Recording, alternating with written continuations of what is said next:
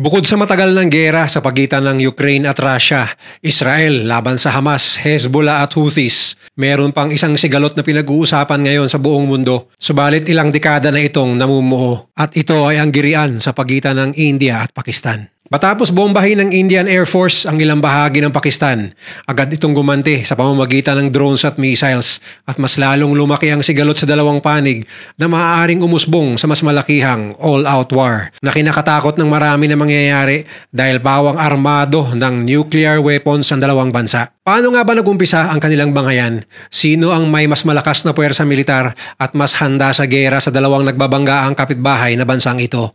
Sino ang mga bansang kakampi nila sa oras ng giyera? At gaano kalaki ang posibilidad na magkaroon ng nuclear war na kakalat sa buong Asya? Yan ang pag-uusapan natin ngayon dito lang sa Mr.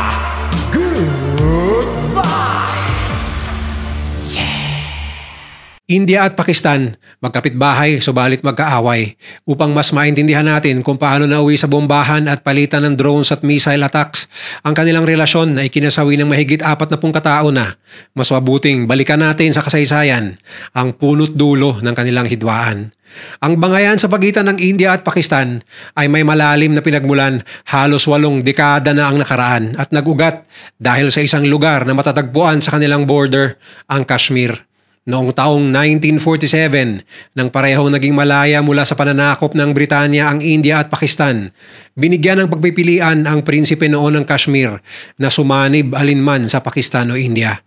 Sa panahong yun, ang prinsipeng si Hari Singh na isang Hindu ay pinamumunuan ang populasyon ng Kashmir na karamihan ay mga Muslim. Dahil dito, nagkatubili si Singh kung sasama ba siya sa India na majority ay Hindu o sa Pakistan na majority naman ay Muslim. Kaya nagdesisyon siya na maging independente ang Kashmir mula sa dalawang bansa. Ngunit noong Oktubre 1947, sinakop ng mga tribo mula sa Pakistan ang Kashmir sa layuning makuha ang kontrol ng rehiyon. Dahil dito, humingi ng tulong si Hari Singh sa India at nilagdaan niya ang Instrument of Accession, isang kasunduang pansamantalang nag-inkorpora sa Kashmir sa India. Ang nasabing kasunduan ay nangangakong magkakaroon ng pampublikong botohan para sa desisyon ng mga mamamayan ng Kashmir kung saang panig sila magpapasakop. Ngunit ang botohan ay hindi kailanman nangyari. Sa halip, ang India ay nagbigay ng interpretasyon na ang kasunduan ay pinal, kaya inangkin nito ang buong teritoryo ng Kashmir bilang bahagi ng bansa. Dahil dito, nagsimula ang unang digmaang Indo-Pakistani na tumagal hanggang 1949. Sa tulong ng United Nations, nagkaroon ng tigil putukan na nagtatag ng pansamantalang linya ng paghahati sa Kashmir. Ang linya na ito na kilala bilang Line of Control ay nagresulta sa paghahati ng rehiyon sa ilalim ng kontrol ng dalawang bansa. Ayon sa batas ng hatian ng UN, binigay sa India ang halos 2/3 ng rehiyon ng Jammu at Kashmir, habang ang Pakistan naman ay nakontrol ang natitirang 1/3. Gayunpaman, hindi na kontento ang dalawang panig at sa mga susunod na taon ay pareho nilang inangkin ang buong rehiyon ng Kashmir na naging ugat ng mga sumunod pang alitan at digmaan sa pagitan ng dalawang panig. Patuloy ang maliliit na sagupaan matapos ang 1949 UN resolution. Ngunit nagsimulang tumindi ang tensyon noong dekada 60. Noong August 1965, inilungsad ng Pakistan ang isang pagsalakay na tinawag na Operation Gibraltar upang pasiklabin ang rebelyon sa Kashmir at paalisin ang militar ng India sa lugar. Sa loob ng ilang linggo, libo-libong sundalo mula sa Pakistan at India ang nasawi. Ngunit nauwi rin ito sa isang tigil putukan nang muling namagitan ang United Nations. Matapos ang giyera, parehong idineklara ng dalawang panig na sila ang nagwagi habang patuloy pa ring inaangkin ang buong teritoryo ng Kashmir. Gayunpaman, kahit bigo ang Pakistan sa Operation Gibraltar, lalong pinasiklab nito ang alitan nila sa India. Pagsapit ng 1971, panibagong isyu na naman ang dadagdag sa hidwaan ng dalawang bansa. Dahil sa kagustuhang maging malaya mula sa Pakistan, nag-aklas ang mga mamamayan ng silangang Bengal upang maging independenteng bansa ng Bangladesh. Ang labanan sa Bangladesh ay nagdulot ng malaking refugee crisis sa kalapit na India na nag-udyok sa India na makialam sa kampanya para sa kalayaan ng Bangladesh. Nagresulta ito sa ikatlong digmaan laban sa Pakistan. Sa mabilis na pagtatapos ng digmaan ito at pagkamit ng kalayaan ng Bangladesh, sinubukan ng India at Pakistan na ayusin ang kanilang relasyon. Noong Hulyo 1972, nilagdaan ng dalawang panig ang Simla Agreement na nagtatakda ng mas malinaw na line of control sa Kashmir na para sa India at para naman sa Pakistan. Pansamantalang tumahimik ang Kashmir na mahigit isang dekada. Hanggang noong 1987, nagkagulo na naman ang dalawang panig nang naniwala ang mga lokal na mamamayan ng Jammu at Kashmir na ang halalan ay dinaya pabor kay Farooq Abdullah, ang pinuno ng Jammu Kashmir National Conference Party na loyal sa India. Nagdulot ito ng matinding galit at pagkadismaya sa mga mamamayan ng Kashmir. Kaya sa mga sumunod na taon, tumaas ng husto ang mga militanteng pag-aalsa sa rehiyon. Karamihan ay mula sa mga grupong sinusuportahan ng Pakistan na nagnanais kumalas mula sa India. Dito ay itinatag ang rebel group na Jammu and Kashmir Liberation Front o JKLF na sinuportahan ng Pakistan at noong 1999 sa pinagsanib na puwersa ng mga sundalong Pakistani at JKLF, inagaw nila ang ilang lugar sa Himalayan region na nasa kontrol ng India. Nagresulta ito sa mga retaliatory airstrike ng India at pagkamatay ng mahigit 1,000 sundalo at rebelde mula sa dalawang panig sa loob ng 10 linggong bakbakan. Sa pagtatapos ng dekada 90, ang rehiyon ay naging isa sa mga pinaka-militarized na lugar sa mundo. Nagkaroon ng malawakang presensya ng mga militanteng grupo, karamihan ay suportado ng Pakistan, kasabay ng malaking puwersa ng hukbong sandatahan ng India. Ang ilan sa mga grupong ito ay tinaguriang foreign terror organizations ng Estados Unidos at nagpatuloy sa kanilang mga atake laban sa India. Sa huling bahagi ng 2019, pinaputol ng India ang mga linya ng internet at telepono sa Jammu at Kashmir at libu-libong sundalo ang ipinadala upang pigilan ang posibleng pag-aalsa ng mga mamamayan. Inaresto rin nila ang libu-libong sibilyan at politiko na pinaniniwalaan nilang kampo ng Pakistan. Tumagal ng ilang buwan ang masusing pagbabantay ng mga militar ng India sa naturang lugar. Sa parehong taon, lumitaw ang bagong militanteng grupo na pinangalanang The Resistance Front o TRF na nagpasimula ng mas maliliit ngunit brutal na pag-atake sa mga mamamayang Hindu na nasa Jammu at Kashmir.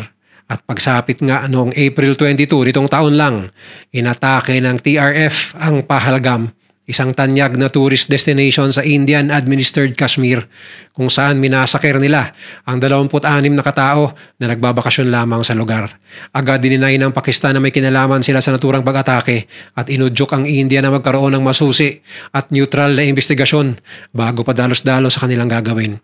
Subalit dahil sa kagustuhang gumanti sa mga rebelde, inilungsad ng India ang Operation Sindoor sa pamamagitan ng missile strike sa iba't ibang bahagi ng Punjab at Pakistan-administered Kashmir na ayon sa Pakistani authorities ay pumatay ng 32 katao at nagsalita pa ang presidente ng Pakistan na 5 Indian fighter jets umano ang kanilang tagumpay na napabagsak na mariin namang pinasinungalingan ng India.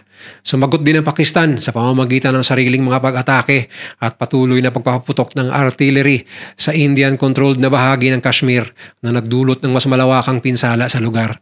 Ngunit ayon sa India, hindi tulad ng kanilang operasyon na tumarget lamang ng mga kuta ng mga rebelde, nagpaulan ang Pakistan ng drones at missiles na tumama sa mga kabahayan at eskwelahan, kaya maraming sibilyan ang nadamay. Nag-aantay pa ngayon ang lahat sa susunod na sagot ng India na tsak na hindi papalagpasin ang ginawa ng Pakistan. Bilang tugon, kinansela ng India ang matagal ng kasunduan sa pamamahala ng tubig sa Indus River na pinaghatian nila ng Pakistan na naging simbolo ng kapayapaan sa pagitan ng dalawang bansa. Ayon sa Indus Treaty, malayang magagamit ng mga magsasaka ng Pakistan ang tubig mula sa ilog.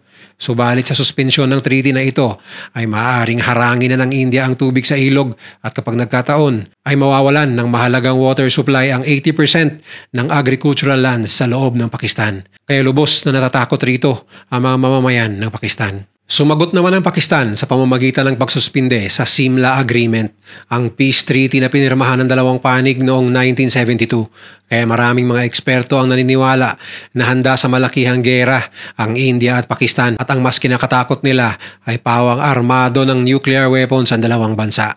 Pero sino nga ba ang mas nakakalamang pagdating sa puwersa militar at sa armas nuclear? Ayon sa Global Firepower Ranking, nasa ika-4 na pwesto ang India habang nasa ika-12 naman ang Pakistan sa 145 na bansang sinuri nila para sa 2025 military ranking. Samantala, Ayon sa Military Watch Magazine, kabilang ang India sa Tier 2 na military powers habang nasa Tier 3 naman ang Pakistan. Suma total ay halos 9 na beses na mas malaki kumpara sa Pakistan ang military budget ng India batay sa pag-aaral ng Stockholm International Peace Research Institute o SIPRI. Ayon sa SIPRI, ang military expenditure ng India noong nakaraang taon ay ika-5 sa pinakamalaki sa buong mundo na umabot sa $86.1 billion habang gumastos naman ang Pakistan ng $10.2 billion. Base sa datos ng Global Firepower, ang active military personnel ng India ay nasa 1.25 million samantalang aabot naman sa 900,000 na mga reservist kumpara sa 560,000 na active personnel ng Pakistan at 550,000 reservists. Kaya sa budget pa lang at sa dami ng tauhan ay malinaw ang malaking lamang ng India.